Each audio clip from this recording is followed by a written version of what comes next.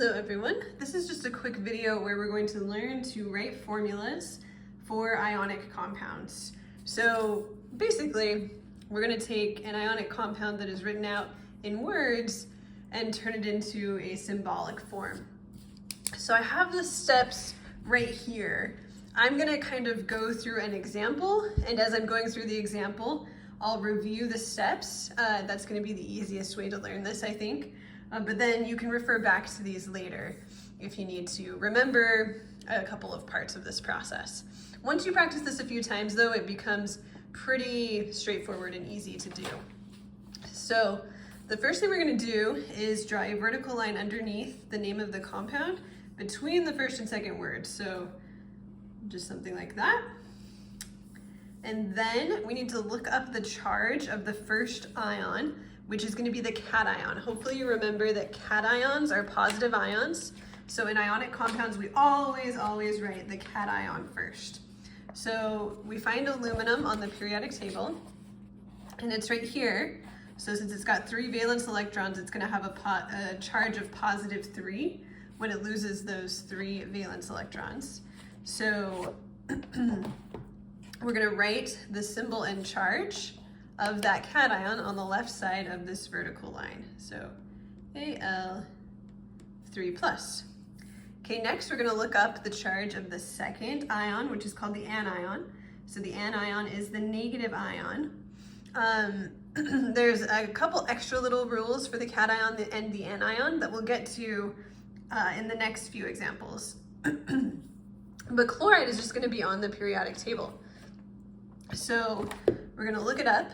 Now there is no chloride, but there's a chlorine. And chlorine, when it becomes an ion, we change its name to chloride. So that's why you're not going to find chloride, but you're going to find chlorine. And chloride is the ion form of chlorine. So if we look at its charge, it's going to have a -1 charge. That's because it has 7 valence electrons. So it's going to want to gain 1 more to become stable, which will give it a charge of -1. So then we will write that symbol and charge on the right side. Okay, so now we've got our ions. Step 6 tells us the total charge of the ionic compound must be neutral or 0. So we need to add the correct number of cations and or anions to make this happen. So if we look at our compound, we've got aluminum, which is a 3+, and chloride, which is a 1-. So to make that 0, to neutralize that, I'm going to need to add some more chlorides. If I add 1 more chloride, I now have a total charge of -2 on the right, but I need the total charge to be -3 to balance out or neutralize that +3. So I will write 1 more chloride. Okay, and then this is not the formula. This is just a diagram to help us figure out the formula. So step 7 is to actually write the formula using subscripts to show how many of each ion there are in the compound. So, and we'll talk about polyatomic ions in another example. So our formula is going to be Al. There's only 1 aluminum, and if there's just 1 of an ion, you don't need to write a subscript 1. We will just assume if there's no subscript, then there's just 1. And then there are 3 chlorides, so we'll write a little 3. And that is our answer. Okay, so let's do another example. This is iron 3 oxide.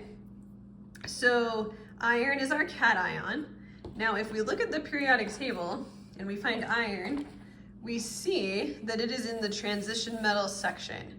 All of the transition metals are positive, but they can have a variety of different charges. So you can't tell just by looking at the periodic table what charge they're going to have. Also, many of them can have more than 1 different type of charge. Like iron, for example, can be +2 or +3.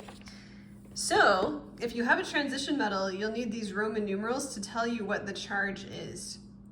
And that's what this little A subheading is under step 2. It says if the cation is a transition metal, the charge is given by Roman numerals. So these Roman numerals are telling me that the charge of the iron is +3. those Roman numerals do not mean that there are 3 iron ions. That's a common mistake that people make. This is just telling us the charge, not the number of ions. Okay, and then let's find oxide. Oxide is the ion form of oxygen, and it's going to have a -2 charge because it needs to gain 2 more electrons to become stable. So we'll have O2 minus. Okay, and then remember, we need to make the total charge neutral or 0. So it's a little bit tricky since I've got a 3 and a 2. You can probably start to see I'm going to need to add 2 irons. That makes my total positive charge +6. And then 2 oxygens. That makes my total negative charge -6. So then my formula will be Fe2O3. Okay. Last example, let's do calcium nitrate. So let's draw a vertical line. Let's look up the charge of the cation. Calcium, is an alkaline earth metal, and so it's going to have a charge of +2 because it's got 2 valence electrons that it wants to lose. So we'll do Ca2+. Now the anion is nitrate, and our little subheading on step 4 says if the name of the second ion ends in ate or ite, you're going to need to look it up on the polyatomic ion chart. So nitrate is not on the periodic table. We have nitrogen, but the ion form of nitrogen would be called nitride. So anything that ends in ate or ite is going to be in this chart of polyatomic ions. And if we're looking for nitrate, it's right here. It's got a charge of -1. And since it's a polyatomic ion, all 4 atoms here, the N and the 3 O's, are part of the nitrate ion. So when I write this, it's going to look like NO3 -1. Now my charges are not balanced, it's not neutral, so I'll need another nitrate. Then when I write the formula, notice if I just write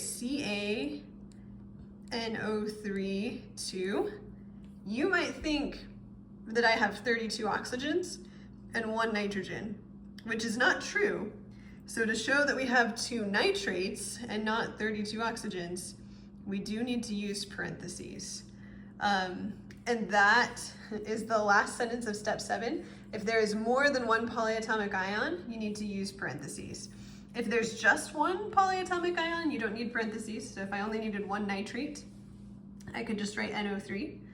But if you have more than 1, use parentheses and then put the subscript outside the parentheses. So those are the steps of writing formulas for ionic compounds. And these 3 examples cover most of the different types of problems you're going to see in this section.